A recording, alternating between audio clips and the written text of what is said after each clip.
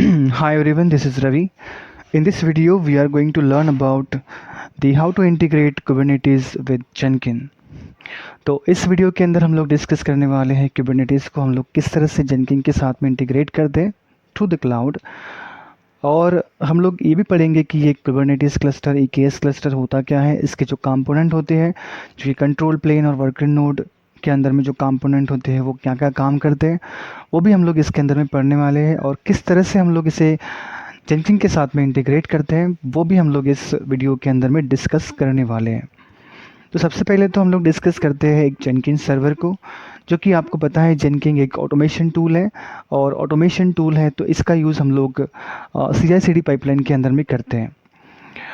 इस वीडियो के अंदर हम लोग जेनकिंस सर्वर को क्रिएट करेंगे, उसके अंदर में जावा 17, जेनकिंस, AWS CLI और kubectl जैसे सॉफ्टवेयर हम लोग इसके अंदर में इंस्टॉल करेंगे। और उसी तरह से हम लोग एक EKS क्लस्टर भी यहाँ पे क्रिएट करने वाले हैं। और EKS क्लस्टर को क्रिएट करने के बाद हम लोग इन जेनकिंस और EKS क्लस्टर इन दोनों को भी हम लोग एक दूसरे के साथ में कनेक्ट करेंगे थ्रू द क्लाउड। और उसके पहले हम लोग देखते हैं कि EKS क्लस्टर एक्चुअली होता क्या है। तो बेसिकली EKS क्लस्टर का मतलब होता है अमेज़ॉन इलास्टिक कुबरनेटिस सर्विस, जो कि एक फुल्ली मैनेज कुबरनेटिस सर्विस है जिसे AWS प्रोवाइड करता है।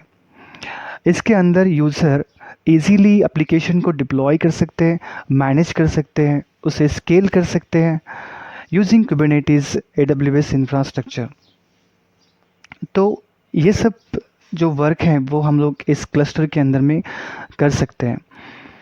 और EKS क्लस्टर एक कुबरनेटिस क्लस्टर ही होता है। और इसमें एक अच्छी बात यह है कि जैसे कि कुबरनेटिस क्लस्टर में हम लोग बोलते हैं कि जो कंट्रोल प्लेन जो फॉर्म होता है, वो कंट्रोल प्लेन जब फॉर्म होता है तो कंट्रोल प्लेन की जो प्रोविजनिंग, अपग्रेडेशन और उसके बाद उसका मैनेजमेंट जो होता है वो AWS ही करता है। हमें उसका मैनेजमेंट करने की ज़रूरत नहीं होती, हमें सिर्फ फोकस करना होता है एप्लीकेशन डेवलपमेंट पे और उसको डिप्लॉय करने के ऊपर। तो ये सारी चीज़ें EKS क्लस्टर में प्रोवाइड करता है AWS। उसके साथ साथ हम लोग EKS क्लस्टर प्रोवाइड करता है different features such as automation, updation, scaling, monitoring, अब integration with others AWS services. तो EKS ये सारी चीज़ें प्रोवाइड भी करता है जिससे कि हम लोग अदर सर्विसेज के साथ में इजीली इंटीग्रेट कर सकते हैं।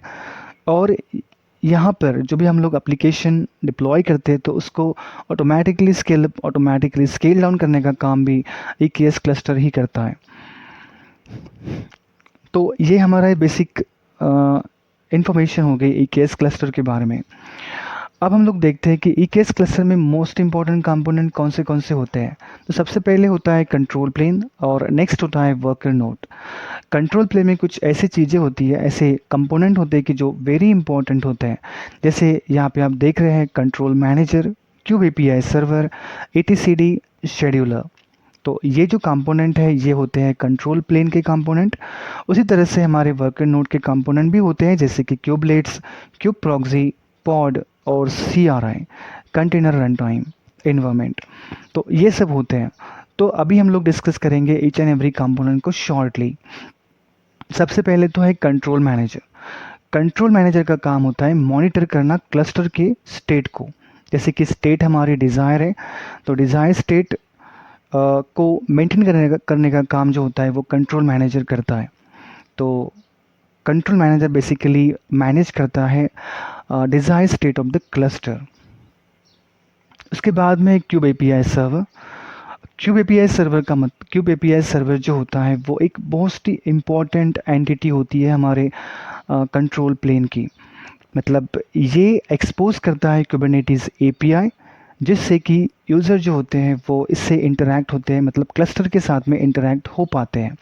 तो क्यूब API सर्वर जो होता है वो कुबरनेटिस API को एक्सपोज करता है जिससे कि यूज़र इजीली कम्युनिकेट कर पाते हैं हमारे क्लस्टर के साथ में। नेक्स्ट कंपोनेंट जो होता है वो होता है etcd।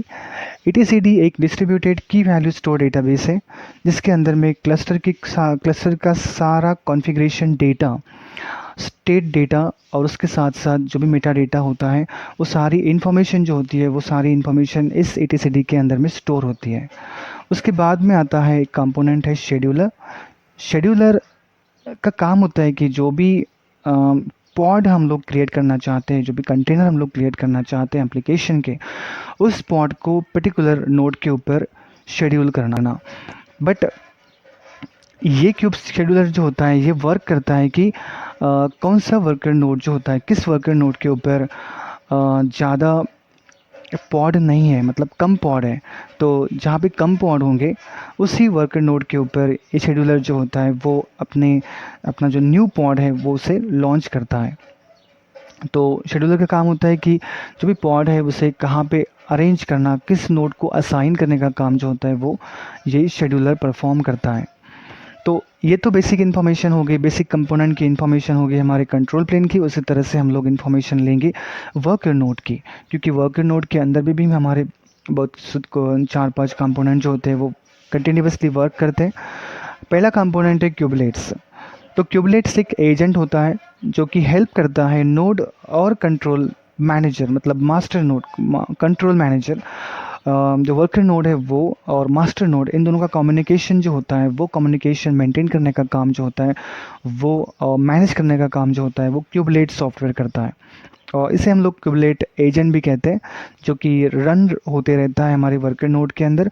और वर्कर नोड और कंट्रोल प्लेन, इन दोनों का कम्युनिकेशन जो होता है वो थ्रू द क्यूबलेट्स ही होता है। उसके बाद में है क्यूब प्रॉक्सी। क्यूब प्रॉक्सी जो होता है, क्यूब प्रॉक्सी एक नेटवर्क मैनेजमेंट और नेटवर्क कम्युनिकेशन मैनेजमेंट सॉफ्टवेयर होता है, जो कि मैनेज करता है network between the pods and various services of AWS services, various services and pods with the cluster के अंदर में जो पॉड्स रन होते रहते हैं उनका कम्युनिकेशन दूसरे सर्विसेज के साथ में इंटीग्रेट करने के लिए यहाँ पे क्यूब प्रॉक्सी हेल्प करता है। उसी तरह से पॉड जो होता है वो पॉड एक कंटेनराइज इन्वायरमेंट होता है जहाँ पे हमारा एप्लीकेशन जो होता है वो रन होते रहता है। और नेक्स्ट कंपोनेंट जो है वो है कंटेनर रन टाइम, जो होता है एक सॉफ्टवेयर है जो कि रिस्पॉन्सिबल होता है उसके अंदर होने वाले कंटेनर, डॉकर कंटेनर जो उसके अंदर में रन होते हैं, तो उसकी रिस्पॉन्सिबिलिटी जो होती है वो CRI होता है, रिस्पॉन्सिबल CRI होता है। तो ये सारी इन्फॉर्मेशन जो है वो बहुत इम्पॉर्टेंट है, जिससे कि हम लोग इजीली अंडरस्टैंड कर सकते हैं कि किसका काम क्या एक्चुअली क्या होता है। तो ये बेसिक इन्फॉर्मेशन थी। अब हम लोग प्रैक्टिकल जब करेंगे तो उसके अंदर में हम लोग इंटीग्रेट करेंगे जेनकिन सर्वर और EKS क्लस्टर, इन दोनों को through the cloud. Okay, thanks for watching up to here. पहले हम लोग जाएंगे AWS मैनेजमेंट कंसोल के ऊपर, जहाँ पे आप देख रहे हो यहाँ पे कोई भी इंस्टेंस अभी फ़िलहाल रनिंग में नहीं है। तो हमें सबसे पहले क्या होगा कि सबसे पहले हमें एक इंस्टेंस लॉन्च करना होगा।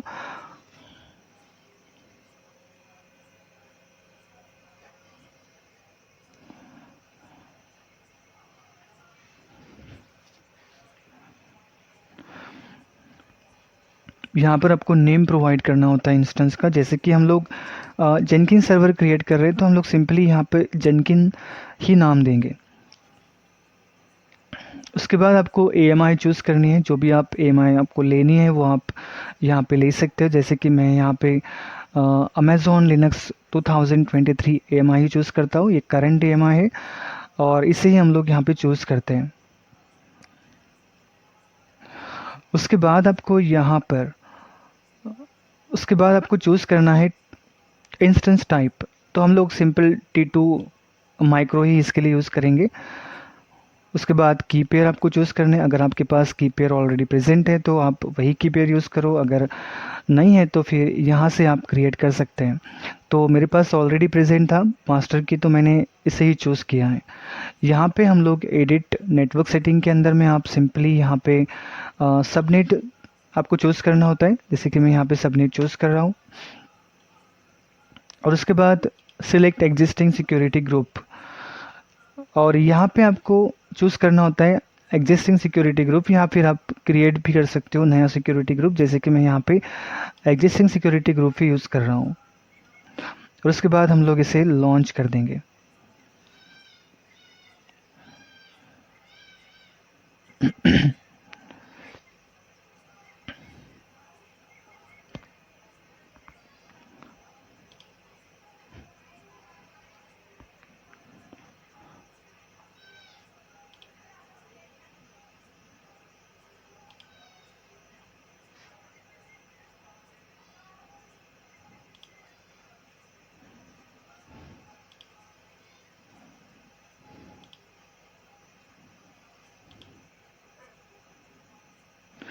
ओके, तो हमारे पास एक जेनकिन इंस्टेंस जो है वो क्रिएट हो चुका है, इनिशियलाइजिंग स्टेट में है। इसे हम लोग इनिशियलाइज होने देते हैं और उसके बाद इसे हम लोग लॉगिन करेंगे। और उसके बाद हम लोग यहाँ पे सर्च बॉक्स में आपको सर्च करना है EKS सर्विस। सिंपली आपको टाइप करना है EKS, और EKS टाइप करने के बाद आप इलास्टिक कुबरनेटिस सर्विस जो है वो आपको यहाँ पे दिख जाएगी। और फिर इसे हमें राइट क्लिक करके न्यू टैब के ऊपर ओपन कर लेना है।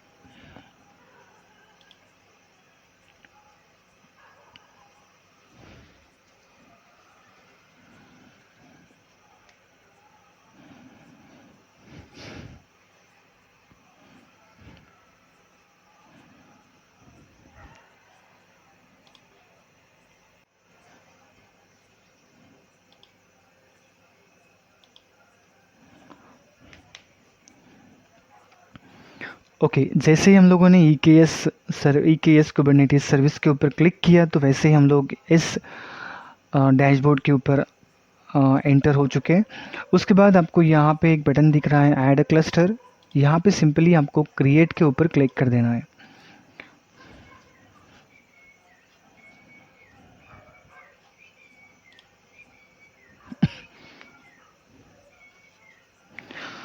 यहाँ पे आपको क्लस्टर क्रिएट करने के लिए कुछ कॉन्फ़िगरेशन ऐड करना होता है। जैसे कि यहाँ पे फर्स्ट है नेम ऑफ द क्लस्टर। जैसे हम लोग यहाँ पे नाम देते हैं माई क्लस्टर। कुछ भी आप नाम यहाँ पे चूज़ कर सकते हो, जैसे कुछ दे सकते हो। जैसे मैंने यहाँ पे क्लस्टर का नाम प्रोवाइड किया है माई क्लस्टर। उसके बाद आपको कुबरनेटिस वर्जन चूज़ करना होता है। जैसे कि मैंने यहाँ पे वर्जन जो है वो लेटेस्ट वर्जन जो 1.29 चूज़ किया है। यहाँ पे आप 1.28, 1.26, 1.27, 25 ये सब वर्जन आप यहाँ पे देख रहे हो। कोई भी आप इसमें से ले सकते हो, बट जो करंट वर्जन है वो मैंने यहाँ पे चूज़ किया हुआ है। उसके बाद की जो जो स्टेप है वो है क्लस्टर सर्विस रोल। तो आपको इस क्लस्टर के लिए एक IMA रोल क्रिएट करना होता है। तो हमारे पास तो अभी फ़िलहाल कोई भी रोल अवेलेबल नहीं है, इसलिए हम लोग रोल क्रिएट करने के लिए एंटर होते हैं IAM की सर्विस के ऊपर। तो यहाँ पे आप देख रहे हो IAM सर्विस पेज आपके पास आपके सामने ओपन दिख रहा है। यहाँ पे हमें एक रोल क्रिएट करना होता है EKS क्लस्टर के लिए। तो यहाँ पे क्रिएट रोल के ऊपर आपको सिंपली क्लिक कर देना है, और यहाँ पर AWS सर्विसेज आपको चूज़ करनी है।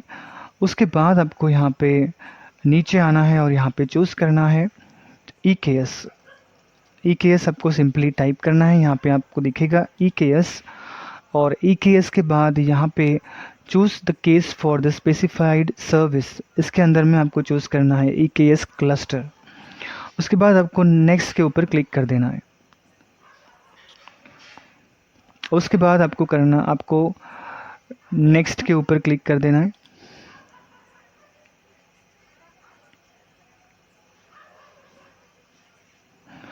उसके बाद आपको रोल नेम प्रोवाइड करना होता है। जैसे कि ये जो रोल है ये हम लोगों ने क्लस्टर के लिए यूज़ किया है, तो हम लोग नाम देते हैं क्लस्टर रोल।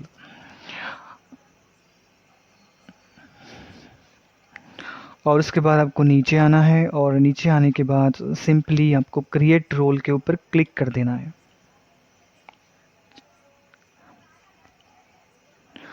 जैसे ही आप क्रिएट रोल के ऊपर क्लिक करते हो तो आपके सामने एक मैसेज शो हो जाता है, रोल क्लस्टर रोल क्रिएटेड। मतलब आपने जो रोल क्रिएट करने के लिए ओपन किया था वो आपने रोल जो है वो क्रिएट कर लिया है।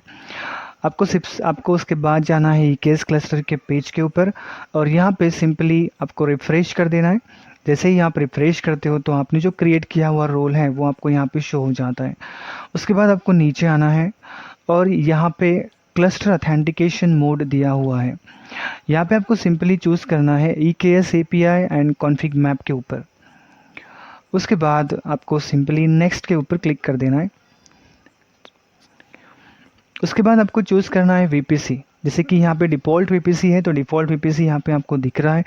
अगर आप अपने VPC के अंदर में EKS क्लस्टर क्रिएट करते हो तो आपको यहाँ पे अपना VPC चूज़ करना होगा। और यहाँ पे ऑटोमेटिकली सबनेट भी चूज़ होते ही है, जैसे कि आप डिफ़ॉल्ट के अंदर में यूज़ कर रहे होंगे तो ऑटोमेटिकली सबनेट आपके चूज़ हो जाएंगे। जैसे कि यहाँ पे आप देख रहे हो 3 सबनेट जो है हमारे चूज़ हो चुके हैं। उसके बाद में सिक्योरिटी ग्रुप आता है। सिक्योरिटी ग्रुप के अंदर में आप सिक्योरिटी ग्रुप क्रिएट कर सकते हो, तो अगर आप नहीं भी करते हो तो ऑटोमेटिकली सिक्योरिटी ग्रुप क्रिएट हो जाता है, तो इसे हम लोग ब्लैंक ही छोड़ेंगे। और उसके बाद आपको यहाँ पे इज़ वेरी इंपॉर्टेंट, ये क्लस्टर एंड पॉइंट एक्सेस है। जैसे कि आप यहाँ पे डिफ़ॉल्ट ऑप्शन चूज़ किया हुआ है पब्लिक एंड प्राइवेट।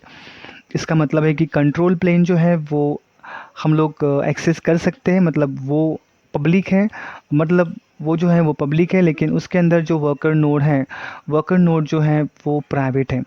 और यहाँ पे पब्लिक का मतलब होता है कि जैसे कि आप वर्कर नोड को भी एक्सेस कर सकते हो, उसके अंदर में जो पॉड है उसको भी आप देख सकते हो, और जो हमारा कंट्रोल प्लेन है इसको भी आप एक्सेस कर सकते हो, मतलब दोनों चीज़ें यहाँ पे आप एक्सेस कर सकते हो। ओके, तो हम लोग यहाँ पे फर्स्ट ऑप्शन के ऊपर चूज़ करते हैं, पब्लिक के ऊपर ही चूज़ करते हैं। उसके बाद यहाँ पर आपको नेक्स्ट के ऊपर क्लिक कर देना होता है। उसके बाद आपको नीचे आना है। नीचे यहाँ पे आपको कुछ भी नहीं करना है, कुछ किसी के ऊपर किसी भी चेक के ऊपर क्लिक नहीं करना है। सिंपली आप नेक्स्ट के ऊपर क्लिक करेंगे, और नेक्स्ट के ऊपर क्लिक करने के बाद में आपको फिर से नीचे आना है, फिर से नीचे आना है। यहाँ पे भी कुछ भी सिलेक्ट नहीं करना है, सिंपली आपको नेक्स्ट के ऊपर क्लिक कर देना है। और यहाँ पे जो आपने कॉन्फ़िगरेशन अभी ऐड किया हुआ है वो सारा कॉन्फ़िगरेशन आपको यहाँ पे शो हो जाएगा। आपके क्लस्टर का वर्जन वर्जन यहाँ पे आपको दिखेगा, जो कि वर्जन है 1.1.29। और उसके बाद में आपको यहाँ पे सारी इन्फॉर्मेशन आपको शो हो जाएगी। उसके बाद आपको नेक्स्ट के ऊपर क्लिक कर देना है, और यहाँ पे कॉन्फ़िगरेशन आपको यहाँ पे मिल जाएगा। और फिर आपको क्रिएट के ऊपर क्लिक कर देना है, मतलब क्रिएट की जो स्टेज है वो लास्ट स्टेज है। अब इसके बाद जो होगा, इसके बाद क्लस्टर क्रिएशन स्टार्ट हो जाएगा। जैसे कि आप यहाँ पे देख रहे हो, जो हमारा क्लस्टर है वो क्रिएट हो रहा है, मतलब यहाँ पे आपको एक मैसेज शो होता है स्टेटस, जहाँ पे आपको लिखा होता है कि क्रिएटिंग स्टेटस, मतलब क्लस्टर जो है वो क्रिएट हो रहा है। इसके लिए हमें 10 मिनट लगेंगे क्रिएट प्रोसेस कंप्लीट होने के लिए। तब तक के हम लोग क्या करते हैं, हम लोग तब तक के हमारी मशीन को कॉन्फ़िगर करते हैं, मतलब जेनकिन को हम लोग ओपन करते हैं, जेनकिन को हम लोग लॉगिन करते हैं, और उसके अंदर में सॉफ्टवेयर इंस्टॉल करते हैं, कि जैसे यहाँ पे हम लोगों ने मेंशन किया है जावा, उसके बाद में जेनकिन, उसके बाद में AWS CLI, और उसके बाद में kubectl। तो ये सब हम लोग इसके अंदर में इंस्टॉल करते हैं। तो यहाँ पे आपको सिंपली इसे ओपन कर देना है, और मोबाइल सिस्टम में इसे ओपन करना है, इसे लॉगिन करना है।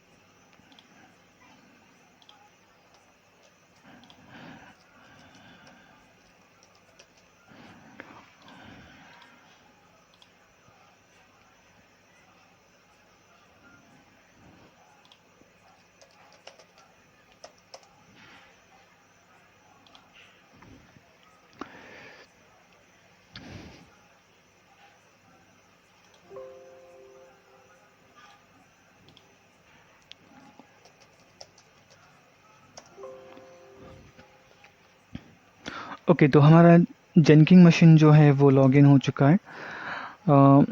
हम लोग क्या करेंगे, हम लोग सबसे पहले तो इसके अंदर में जावा इंस्टॉल करेंगे, उसके बाद हम लोग जेनकिन इंस्टॉल करेंगे, उसके बाद AWS CLI, और उसके बाद हम लोग kubectl।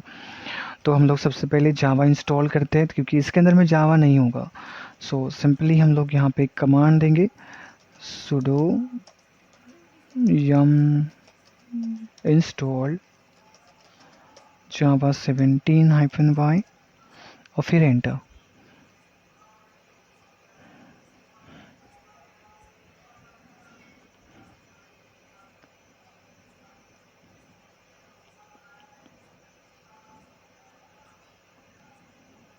ओके, तो हमारा जावा जो है वो सक्सेसफुली इंस्टॉल हो चुका है। यहाँ पे अगर आप देखेंगे तो वर्जन, जावा का वर्जन जो है वो है 17.0.10, जो कि ये हमारी मशीन के अंदर में डाउनलोड हो चुका है।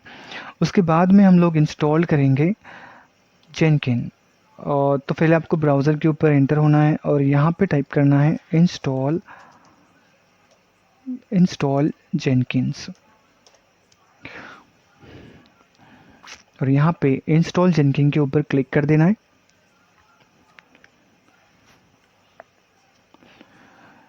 यहाँ पे चैप्टर सब सेक्शन के अंदर आपको चूज़ करना है लिनक्स। उसके बाद Red Hat Rocky, Red Hat Alma Rocky, इसे चूज़ करना है और नीचे आना है। और यहाँ पे आप जो देख रहे हो लॉन्ग टर्म सपोर्ट, ये सारी कमांड आपको चूज़ करनी है। यहाँ पे सारी कमांड को आपको एक साथ कॉपी कर लेना है और फिर हमारे टर्मिनल के ऊपर में आके यहाँ पे पेस्ट कर देना है और एंटर। सिंपल आपको यस प्रेस करना है।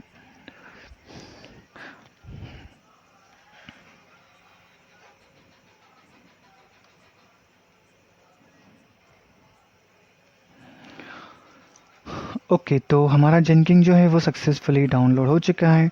उसके बाद हम लोग अगर देखें कि जेनकिन जो हमारा सक्सेसफुली डाउनलोड हो चुका है या नहीं, तो हम लोग सिंपली वर्जन चेक कर सकते हैं। जेनकिन हाइफन वर्जन 2.4440.2 ये वर्जन जो है वो डाउनलोड हो चुका है। उसके बाद हम लोग जेनकिन को शुरू करेंगे।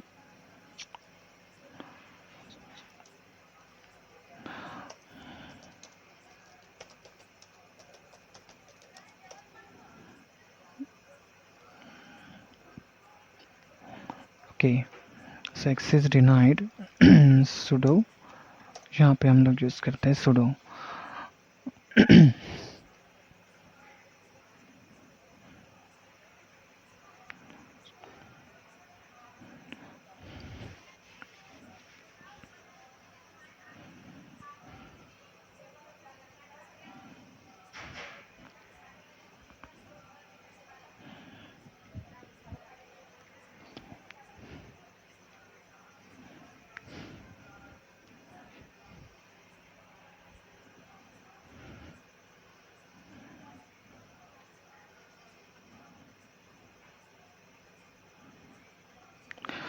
ओके, तो हमारा जेनकिन सक्सेसफुली स्टार्ट हो चुका है।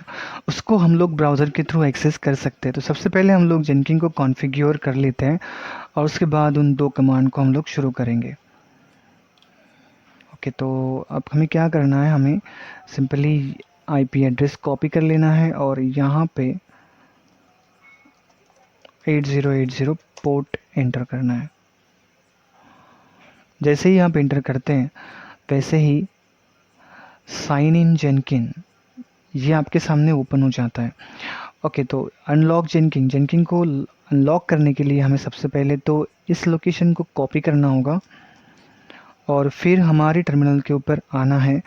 यहाँ पे आपको सिंपली टाइप करना है कैट और उसके सामने ये लोकेशन आपको पेस्ट कर देना है।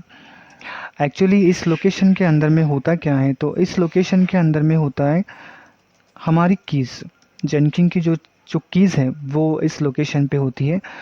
और यहाँ पे जो आप की देख रहे हो इस की को आपको कॉपी कर लेना है और यहाँ पर एडमिनिस्ट्रेटर पासवर्ड में आके इसे पेस्ट कर देना है और उसके बाद कंटिन्यू के ऊपर क्लिक कर देना है।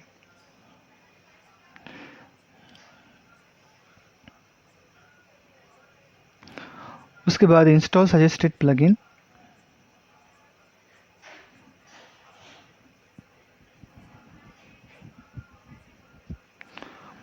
ओके, तो वेट फॉर सम टाइम। हम लोग उस तब तक हम लोग इसके अंदर में चेक करते हैं कि AWS CLI कौन सा वर्जन अवेलेबल है। AWS हाइफन वर्जन, और यहाँ पर आप देखेंगे तो AWS CLI 2.14.5 ये करंट वर्जन ही है। एक काम करते हैं, हम लोग इसे अपडेट कर लेते हैं। तो सबसे पहले तो आपको जाना है ब्राउज़र के ऊपर और यहाँ पे टाइप करना है AWS CLI update. Okay, update, यहाँ पे पहले ही लिंक के ऊपर आपको क्लिक कर देना है, यहाँ इंस्टॉल और update the latest AWS CLI।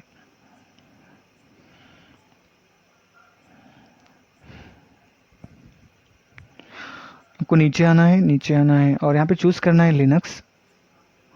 उसके बाद आपको नीचे आना है और यहाँ पे इंस्टॉल दिया हुआ है, इंस्टॉल तो नहीं करना है, हमें अपडेट ही करना है। तो इसके लिए आपको क्या करना होगा, थोड़ा सा नीचे आना होगा, यहाँ पर ओके, सो अपडेट का ऊपर ही दिया हुआ है लिनक्स, और उसके बाद में okay, so to update your current installation of the AWS CLI, तो आपको सिंपली इस कमांड को कॉपी कर लेना है। ये पूरी कमांड को आपको कॉपी करना है और यहाँ पे इसे पेस्ट कर देना है। जैसे ही आप एंटर करते हो तो डाउनलोड होने के बाद में अनजिप भी होती है और फिर इंस्टॉल भी हो जाएगी।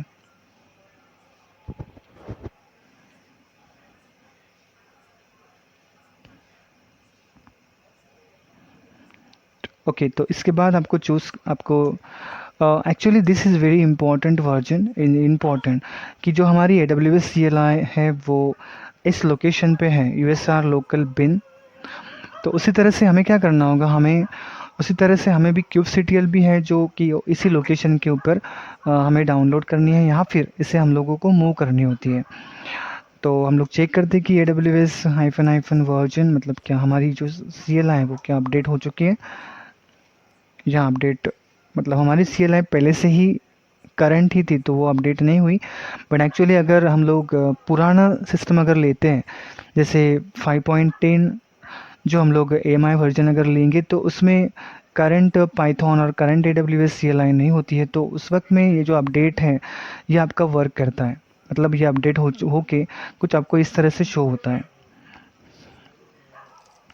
ओके, तो हम लोगों ने CLI को भी अपडेट कर लिया है। उसके बाद हमें इंस्टॉल करना होता है kubectl, बट एक्चुअली kubectl को अपडेट करने से पहले हम लोग देखते हैं कि हमारे जेनकिन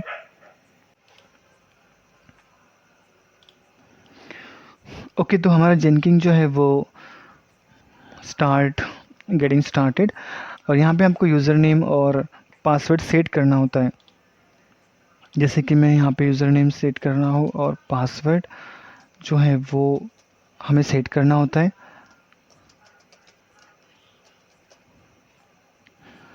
उसके बाद में यहाँ पे आपको ईमेल आईडी और नाम देना है, और उसके बाद एंटर कर देना है, और उसके बाद save and finish,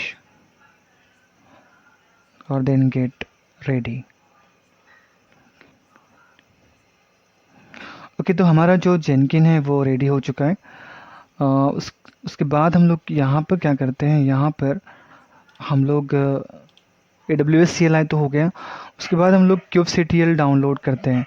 but actually हम लोग kubectl डाउनलोड करते हैं उसके बाद हम लोग जेनकिन का भी देखेंगे। Okay, so kubectl the install kubectl so okay, AWS kubectl, okay, AWS kubectl,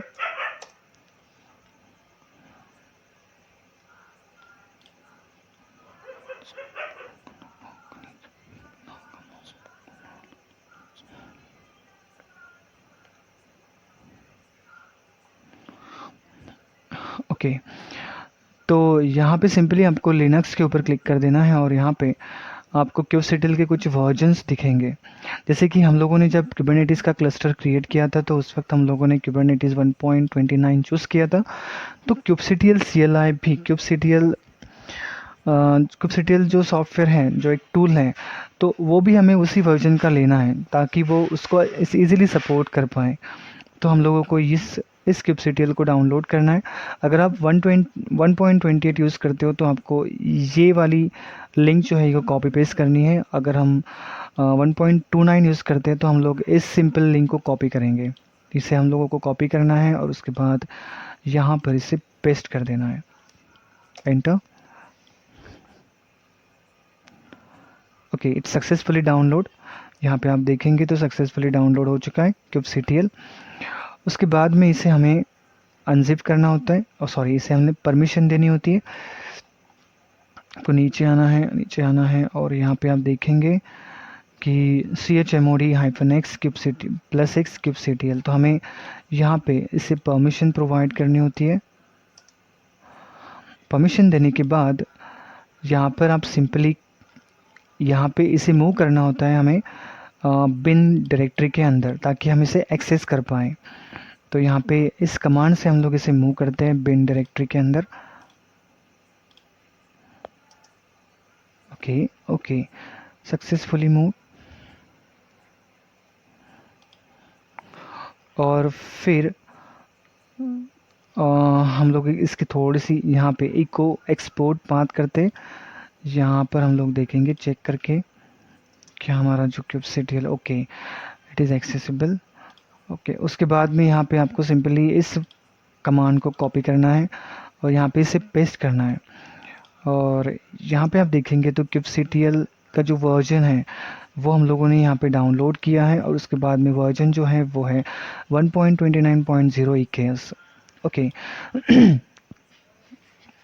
okay, हम लोगों ने AWS CLI भी यहाँ पे डाउनलोड किया है। उसके बाद हम लोगों ने यहाँ पे kubectl भी डाउनलोड करके रखा है। और उसके बाद हम लोग अभी मूव ऑन होते हैं हमारे EKS क्लस्टर पेज के ऊपर। यहाँ पे क्रिएटिंग स्टेटस आपको दिखा रहा है। अब फिर से हम लोग इसे रिफ्रेश करेंगे।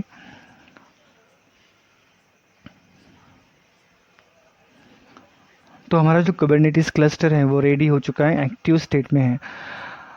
इसके लिए हम लोग सबसे पहले तो हम लोग क्या करेंगे, सबसे पहले हम लोग एक नोड क्रिएट करते हैं, क्योंकि क्लस्टर तो क्रिएट हो चुका है, कंट्रोल प्लेन इसके अंदर में सब क्रिएट हो चुका है, लेकिन नोड नहीं है। तो हमें सबसे पहले नोड क्रिएट करना है, तो आपको कंप्यूट के ऊपर क्लिक करना होता है। जैसे ही आप कंप्यूट के ऊपर क्लिक करते हो तो यहाँ पे आपको एक ऑप्शन आता है ऐड नोड ग्रुप, इसे आपको चूज़ करना होता है। और नोड ग्रुप का सबसे पहले तो आपको नेम पूछा जाता है कि क्या आप देना चाहते हो। जैसे कि यहाँ पे मैंने पहले किया था तो यहाँ पे ऑप्शन आ गया माई नोड, हम लोग इसे ही चूज़ करते हैं माई नोड। आप कुछ भी नाम दे सकते हो। और यहाँ पे आपको रोल चूज़ करना होता है, रोल क्रिएट करना होता है नोड के लिए, ताकि हम लोग इसे एक्सेस कर पाए। और एक चीज़ है कि कंट्रोल प्लेन भी इसे एक्सेस कर पाए। तो इसके लिए हमें यहाँ पे परमिशन देनी होती है, नोड क्रिएट रोल क्रिएट करना होता है। तो सबसे पहले हम लोग और मूव होते हैं हमारे IMA पेज के ऊपर और यहाँ पे क्रिएट रोल के ऊपर क्लिक करते हैं। अब हमें क्रिएट करना है रोल नोड के लिए। तो यहाँ पे AWS सर्विस आपको चूज़ करनी है और नीचे आना है, यहाँ पर आपको चूज़ करना है EC2 सर्विस, ये वाली आपको EC2 सर्विस चूज़ करनी है। और उसके बाद में आपको यहाँ पे EC2 सर्विस चूज़ करनी है और उसके बाद आपको यहाँ पे नेक्स्ट के ऊपर क्लिक करना है।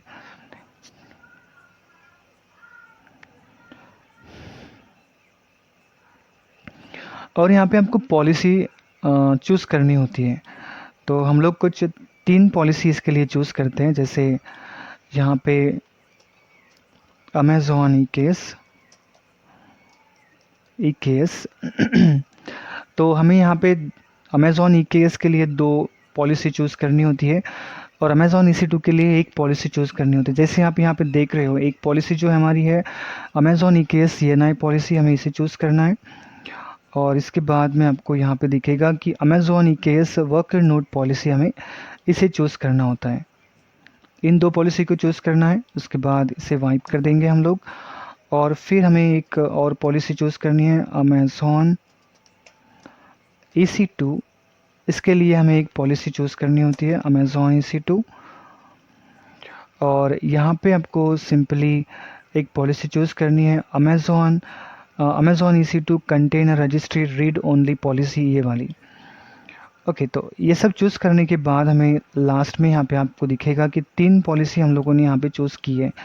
तो 3 पॉलिसी आपको चूज़ करनी होती है नोड ग्रुप के लिए और उसके बाद आपको सिंपली नेक्स्ट के ऊपर क्लिक करना है। ओके, उसके लिए आपको रोल नेम प्रोवाइड करना होगा। जैसे कि यहाँ पे हम लोग देते हैं माय नोड ग्रुप रोल, हम लोग यहाँ प्रोवाइड करते हैं माय नोड ग्रुप रोल। और फिर आपको नीचे आना है, आपको दिखेगा कि आपने जो पॉलिसीज़ यहाँ पे चूज़ की है वो कौन सी है। तो सबसे पहले है Amazon EC2 container registry read only policy, उसके बाद अमेज़ॉन EKS CNI पॉलिसी और Amazon EKS worker node policy. उसके बाद आपको सिंपली क्रिएट रोल के ऊपर क्लिक कर देना है।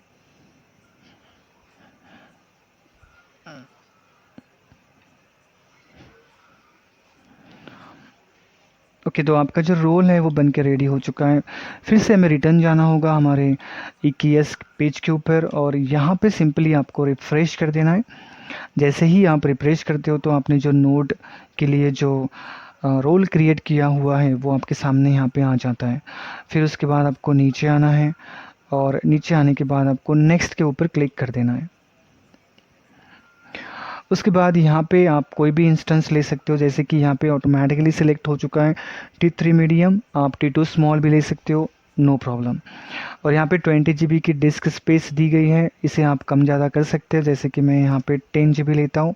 सिंपली हमें 10 GB का ही काम है तो 10 GB हम लोग यहाँ पे यूज़ करते हैं।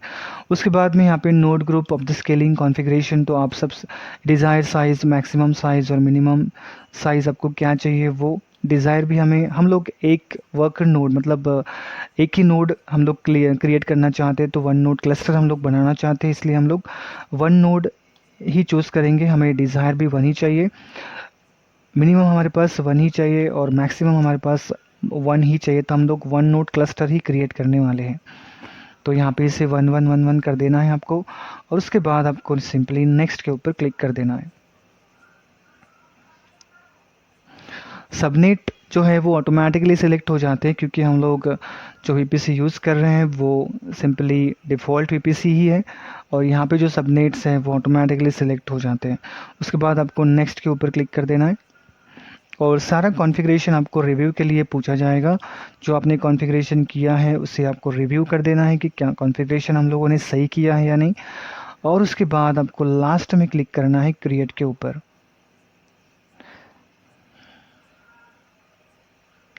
जैसे ही आप क्रिएट के ऊपर क्लिक करते हैं तो वैसे ही नोड ग्रुप मतलब एक सिंगल नोड जो होता है वो क्रिएट होना शुरू हो जाता है। इसके लिए आपको वेट करना होगा कुछ सेवरल मिनट्स, और तब तक कि हम लोग हमारी मशीन को कॉन्फ़िगर कर लेते हैं।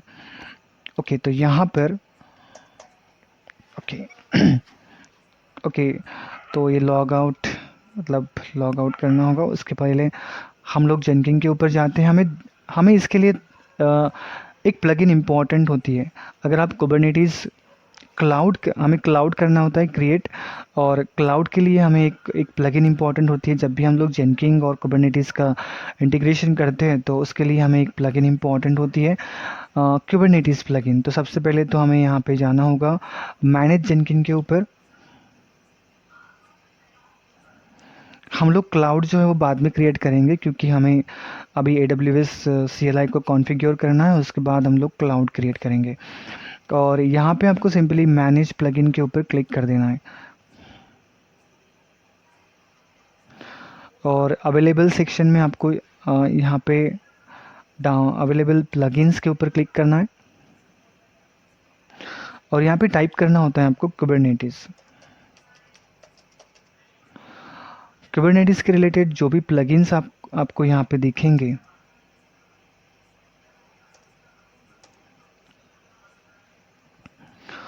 जैसे कि यहाँ पे आप देख रहे हो कुबरनेटिस क्लाइंट API प्लगइन, इसको भी हम लोग डाउनलोड कर लेंगे।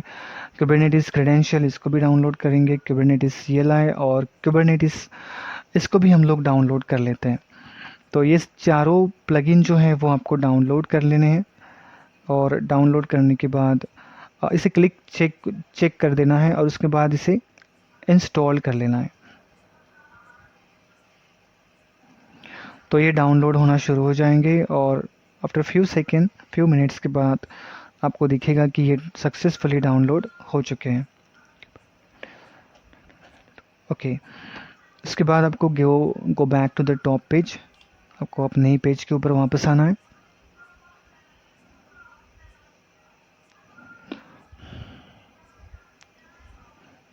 ओके और यहाँ पे हम लोग देखते हैं कि हमारा जो नोड है वो सक्सेसफुली क्रिएट हो चुका है या नहीं। अगर नोड सक्सेसफुली क्रिएट हो चुका होगा तो हम लोग हमारे क्लस्टर को एक्सेस करके देखेंगे क्या वो क्लस्टर एक्सेस होता है या नहीं।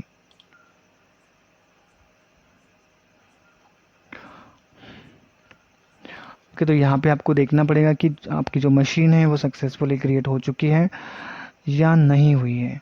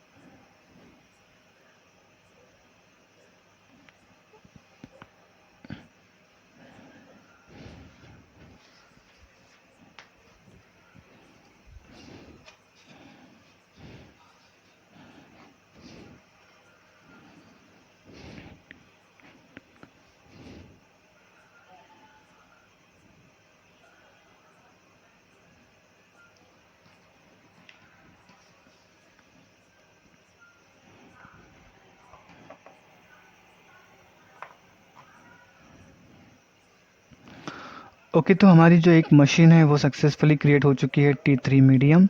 और यहाँ पे आपको दिख रहा है कि T3 मीडियम जो मशीन है वो हमारी क्रिएट हो चुकी है। और T3 मीडियम जो है वो एक नोड ग्रुप है जो कि EKS क्लस्टर के साथ में जुड़ा हुआ है।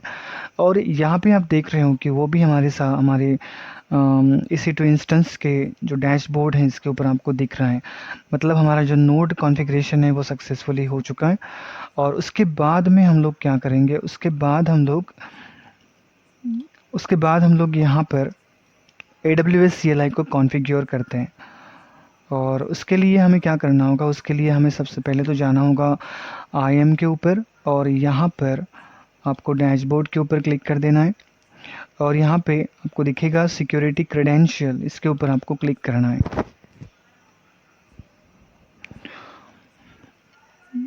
और आपको नीचे आना है और यहाँ पर आपको एक्सेस की क्रिएट करनी होती है। जैसे कि यहाँ पर हम एक्सेस की ऑलरेडी है लेकिन हम लोग इसको डिलीट कर देते हैं। हम लोग इसे क्या करते हैं, हम लोग इसे डीएक्टिवेट कर देते हैं और डिलीट कर देते हैं। ओके, इसे हम लोग डिलीट कर देंगे और हम लोग नई कीज़ क्रिएट करेंगे।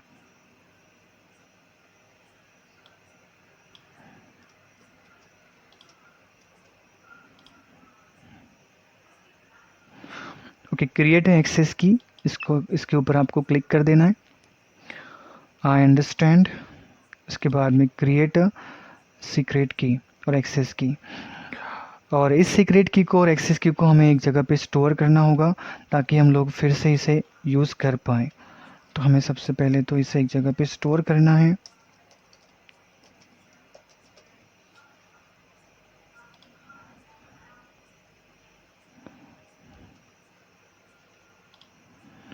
तो हम लोग इससे पहले एक्सेस की को ले लेते हैं और ये हमारी जो है वो एक्सेस की है। और इसके बाद हमारी सीक्रेट की है।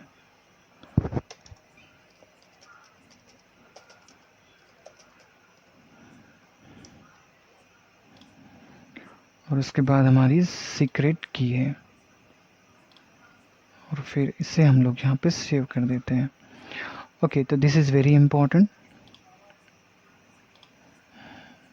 तो सबसे पहले फिर से हम लोग इसे मिटा देते हैं और फिर से हम लोग यहाँ पे पेस्ट कर देते हैं। ओके ओके उसके बाद में आपको फिर से वापस जाना है EC2 इंस्टेंस के ऊपर, कमांड लाइन के ऊपर। ओके, यहाँ पे और यहाँ पे हम लोग इसे क्लियर कर देंगे और यहाँ पर AWS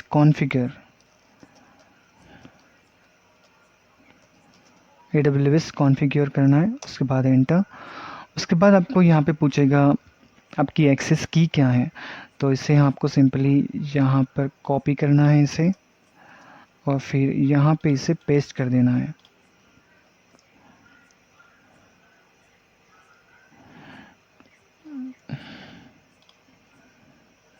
उसके बाद में सीक्रेट की।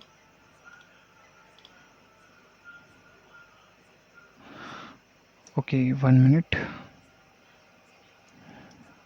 सी। AWS कॉन्फ़िगर, सबसे पहले तो आपको एक्सेस की देना होता है और यहाँ पे हम लोग एक्सेस की पेस्ट करते हैं। उसके बाद आपको सीक्रेट की देना है। उसके बाद आपको सीक्रेट की यहाँ पे पेस्ट करते हैं हम लोग और उसके बाद आपको रीजन देना होता है। तो आप किस रीजन में वर्क कर रहे हो, जैसे कि आपका क्लस्टर किस रीजन में आपने ओपन किया हुआ है। तो हम लोगों ने ओहायो में किया है, US ईस्ट 2 इस रीजन में हम लोगों ने ये क्लस्टर क्रिएट किया है। तो यहाँ पे आपको सिंपली US ईस्ट 2 हम लोग ये रीजन पास करते हैं। उसके बाद में एंटर। उसके बाद आपको सिंपली जेसॉन के ऊपर क्लिक कर देना है। मतलब ये यहाँ पे आउटपुट फॉर्मेट आपको पूछा जाता है, जैसे कि जेसॉन आप दे सकते हो, टेबल आप दे सकते हो, उस तरह से। तो हम लोग टेबल कंसिडर करते हैं, पहले टेबल हम लोग टेबल देते थे, एंटर। ओके, तो हमारा जो AWS CLI है वो कॉन्फ़िगर हो चुका है। अब उसके बाद में हम लोगों ने kubectl तो इंस्टॉल किया है, लेकिन एक्चुअली में क्यूब हम लोग यूज़ करके देखते हैं kubectl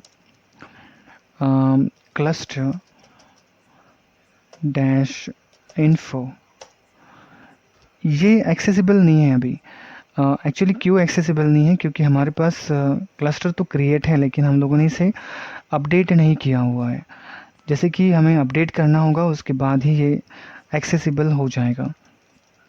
तो अभी तो हमारे पास kubectl ऑलरेडी है लेकिन हम लोग इसे एक्सेस नहीं कर पाते। तो हमें क्या करना होगा, कौन सी कमांड देनी है यहाँ पे? तो आपको सिंपली यहाँ पे एक कमांड देनी होती है, जैसे कि आप AWS kubectl इंस्टॉल्ड पहले ही लिंक के ऊपर आपको क्लिक करना है और यहाँ पर आपको लास्ट में आना है।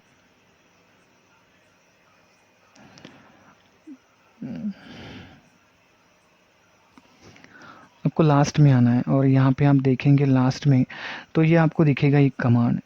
इस कमांड का काम होता है कि जो भी हमारी kubectl फाइल होती है उसको अपडेट हमें करना होता है, क्योंकि हमारे पास kubectl फाइल ऑलरेडी प्रेजेंट है लेकिन वो अपडेटेड नहीं है। तो इसलिए हम लोग इस कमांड को यूज़ करते हैं। तो इस कमांड के अंदर में एक्चुअली होता क्या है, इस कमांड के अंदर में एक्चुअली है क्या?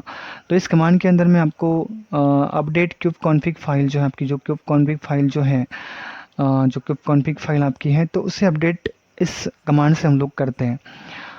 ओके, तो इसमें क्या क्या दिया गया है आप देख रहे हो। जैसे कि आपको नेम ऑफ द क्लस्टर पूछा गया है, तो क्लस्टर का नाम क्या है आपको देखना पड़ेगा कि आपके क्लस्टर का नाम एक्चुअली आपने क्या रखा है। तो क्लस्टर का नाम, हमारे क्लस्टर का नाम जो है वो है माई क्लस्टर। हमारे क्लस्टर का नाम जो है वो है माई क्लस्टर और उसके बाद में एक्चुअली माई क्लस्टर ही है यहाँ पे माई क्लस्टर। और जो रीजन कोड है, मतलब आपका जो क्लस्टर है वो किस रीजन में है, तो यहाँ पर हमको रीजन देना होता है, जैसे US ईस्ट 2। तो ये रीजन हम लोगों ने यहाँ पे पास किया है क्योंकि हमारा क्लस्टर जो है वो उसी रीजन के अंदर में। तो हम लोगों ने रीजन और हाइफन माई नेम, तो माई क्लस्टर, हमारे क्लस्टर का नाम माई क्लस्टर ही है। उसके बाद हमें यहाँ पे एंटर करना होता है। जैसे ही हम लोग एंटर करते हैं तो हमारी जो kubectl फाइल है वो अपडेट हो चुकी है। और उसके बाद हम लोग यहाँ पे अगर हम एक्सेस करना चाहते हैं तो kubectl क्लस्टर इन्फो। ओके, तो आपको सिंपली एंटर करेंगे तो आपको आपका जो क्लस्टर है वो आप यहाँ पे एक्सेस कर सकते हैं। जैसे कि आपको यहाँ पे दिखेगा कि कंट्रोल, जो हमारा कुबरनेटिस कंट्रोल प्लेन है वो रनिंग है इस लोकेशन पे, और इस HTTP जो आपको यहाँ पे दिख रहा है एड्रेस इसके ऊपर, और जो कोड DNS का भी एड्रेस आपको यहाँ पे शो हुआ। इसका मतलब है कि हमारा जो क्लस्टर है वो हमारे मशीन के साथ में कनेक्ट हो चुका है। हम लोग देखेंगे जैसे कि यहाँ पे kubectl गेट नोड्स, अगर आप देखेंगे यहाँ पे नोड्स देखेंगे तो यहाँ पे आपको दिखेगा कि हमारे पास एक ही नोड अवेलेबल है, और वो क्योंकि हमारा जो क्लस्टर है वो सिंगल नोड है तो यहाँ पे आपको दिखेगा कि एक नोड है और रेडी स्टेट में है। ओके, तो वर्जन है 1.29.0 EKS। तो हम लोग हमारे क्लस्टर को एक्सेस कर रहे हैं। तो यहाँ पे अगर हम लोग देखेंगे kubectl गेट पॉड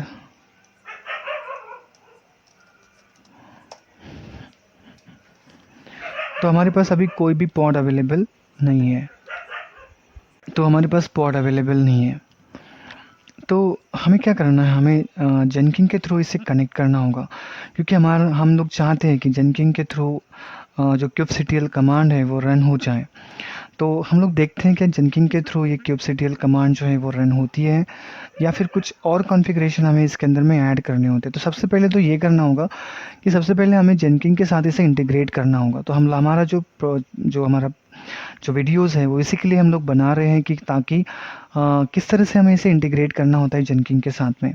तो सबसे पहले तो आपको यहाँ पर आपको क्या करना है, यहाँ पे आपको 3 काम करने हैं। तो सबसे पहले तो आपको क्या करना है, उसके लिए सबसे पहले आपको नेम स्पेस क्रिएट करना होगा। इसके लिए हम लोग यहाँ पे यूज़ करते हैं kubectl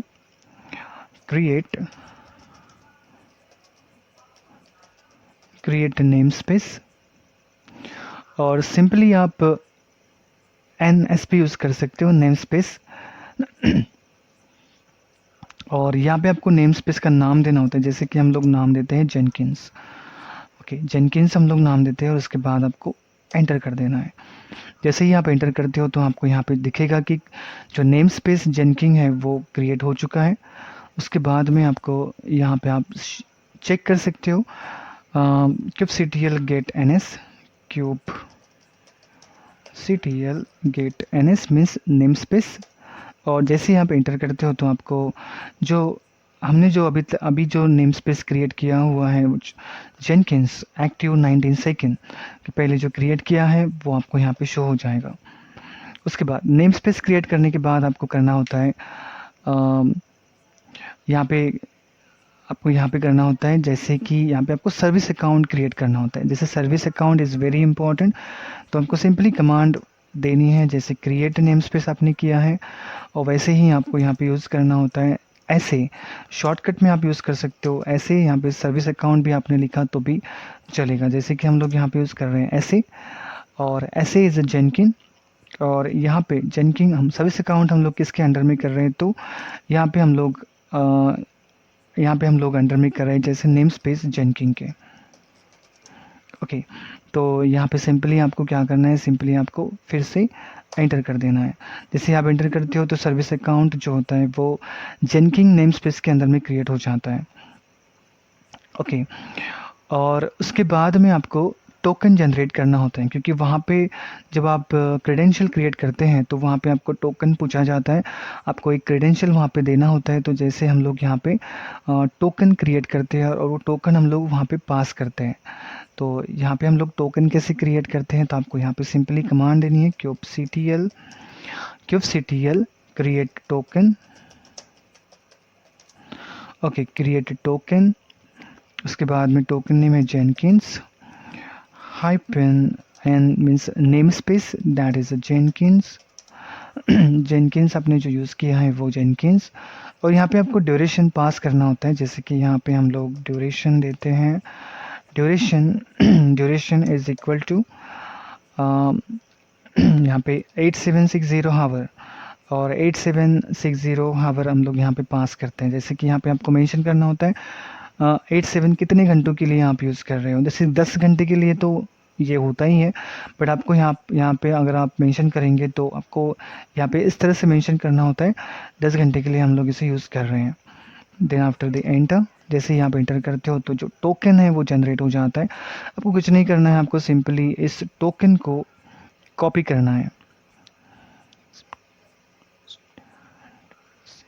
और इसको हमें कॉपी करना होता है जिस लाइक दिस टोकन को हमें यहाँ पे कॉपी करना है। और कॉपी करने के बाद में आपको यहाँ पे इसे पेस्ट करना होता है, एक लोकेशन पे आप इसे पेस्ट कर देंगे। जैसे कि हमें नोट पैड के ऊपर हम इसे पेस्ट कर देते हैं। ये सिक्योरिटी क्रेडेंशियल के लिए हमारे लिए बहुत ज़रूरी होता है, तो इसे हम लोग सेव कर देते हैं। आपको एक लोकेशन पे इसे पेस्ट कर देना है और सेव भी करना है। ओके, उसके बाद हम लोग करेंगे रोल बाइंडिंग।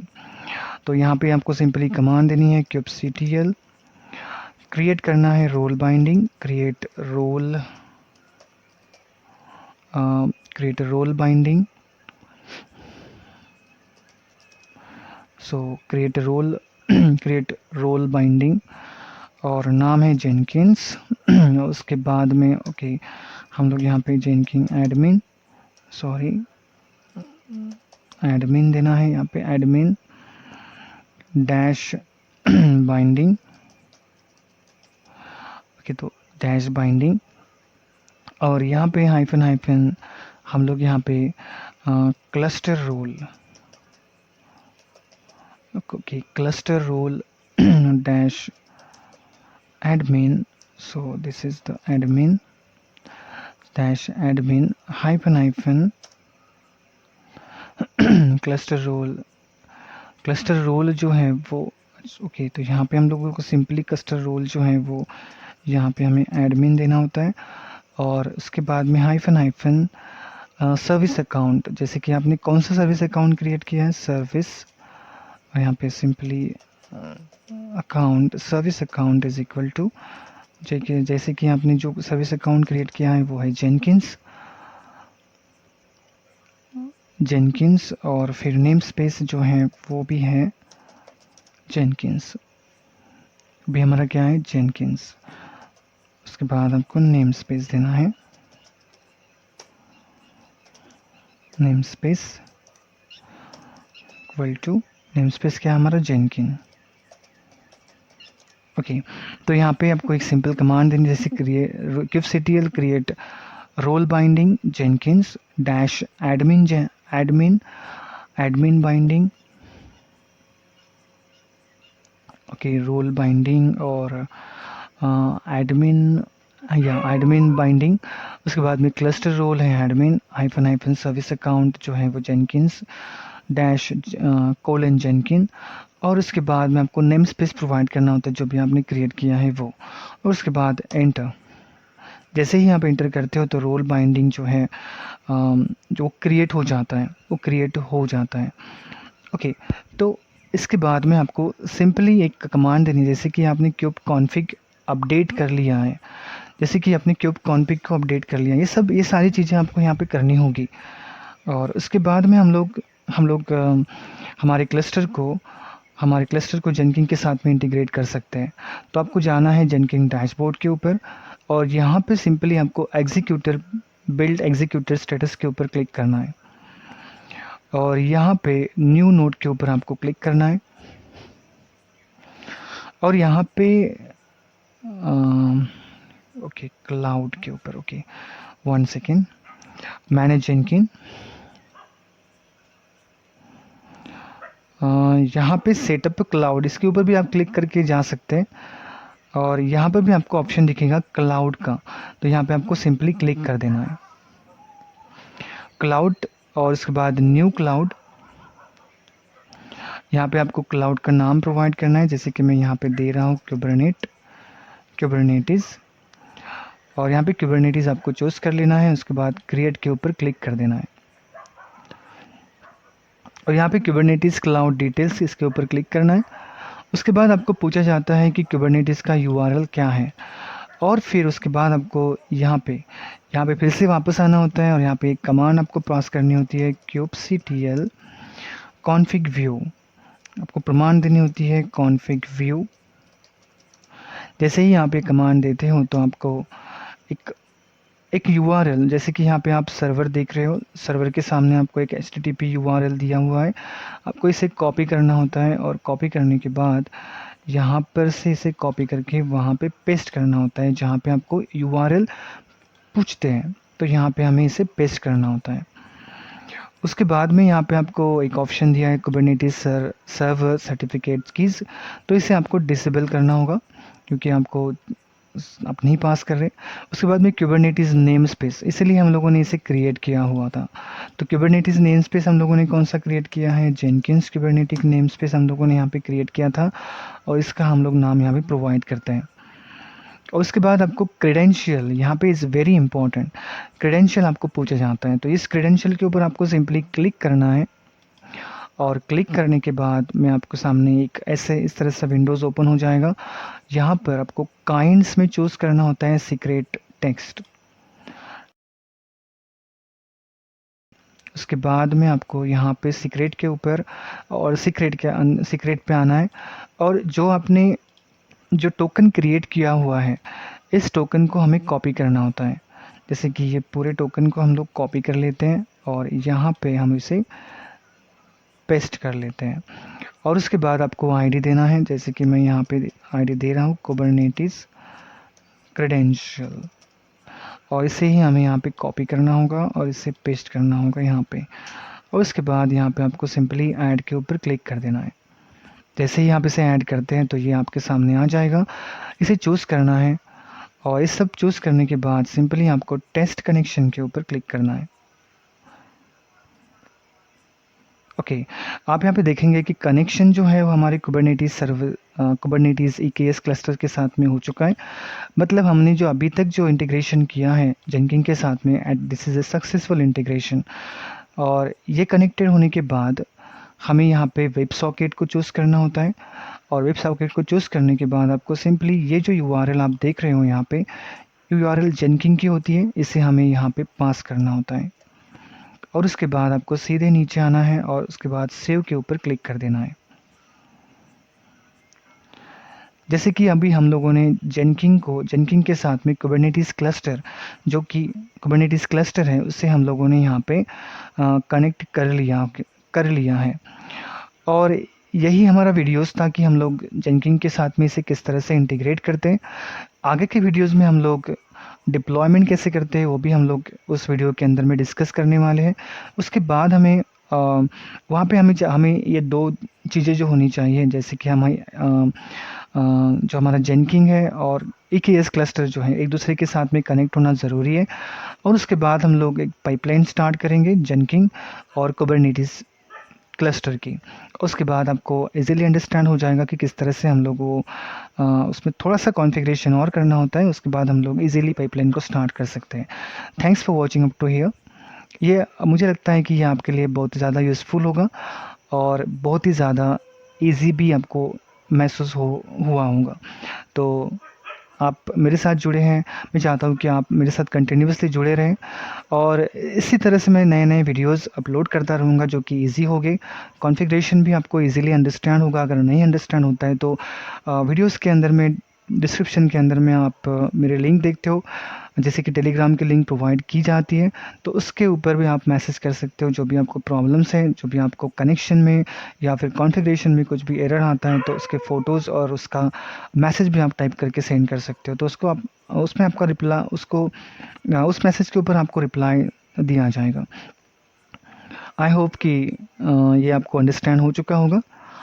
और उसके बाद हम लोग स्टॉप करते हैं और नेक्स्ट वीडियोस के अंदर हम लोग डिप्लॉय करके देखेंगे nginx एप्लीकेशन जेनकिन के थ्रू कुबरनेटिस क्लस्टर के अंदर में। Thanks for watching up to here.